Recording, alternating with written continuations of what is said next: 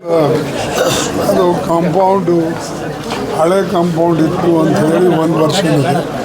ಇನ್ನೊಂದು ವರ್ಷವೂ ಸರಿಯಾಗಿ ಕಟ್ಟಿಲ್ಲ ಅನ್ನತಕ್ಕಂಥದ್ದು ನಾನು ನೋಡಿದೆ.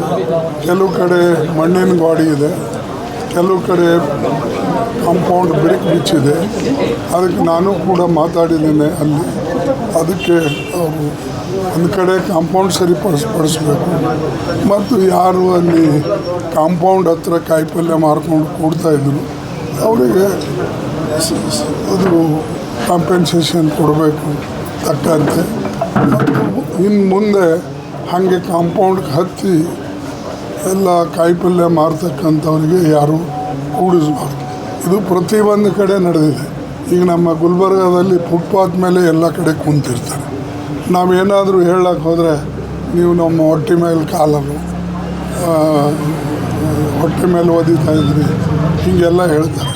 ಬಟ್ ಸಿಟಿದೊಳಗೆ ಬೇರೆ ನಾಗರಿಕಗಳಿಗೆ ಅನಾನುಕೂಲ ಆಗಬಾರ್ದು ಅಂತಕ್ಕಂಥದ್ದನ್ನು ಅವರೆಲ್ಲ ತಿಳ್ಕೊಳ್ಬೇಕು. ಮತ್ತು ಮುನ್ಸಿಪಾಲ್ಟಿಯವರು ಅವರಿಗೆ ಯೋಗ್ಯವಾದಂಥ ಜಾಗದಲ್ಲಿ ಇಟ್ಟು ಸಹಾಯ ಮಾಡಿದ್ರೆ ಜನ ಅಲ್ಲೇ ಹೋಗ್ತಾರೆ. ಅದಕ್ಕಾಗಿ ಇಂಥ ಏನು ಅದು ಇವತ್ತು ಬೆಂಗಳೂರಿನಲ್ಲಿ ಆಗಿದೆ, ನಾಳೆ ಇನ್ನೊಂದು ಕಡೆ ಆಗ್ಬೋದು. ಅದಕ್ಕೆ ಸರ್ಕಾರ ಇದಕ್ಕೆ ಪ್ರಿಕಾಷನ್ ತಗೊಂಡು ಸಾಧ್ಯ ಆದಷ್ಟು ಮಟ್ಟಿಗೆ ಈ ಗಿಗ್ ವರ್ಕರ್ಸ್ ಏನಿದ್ದಾರೆ ಅಥವಾ ಈ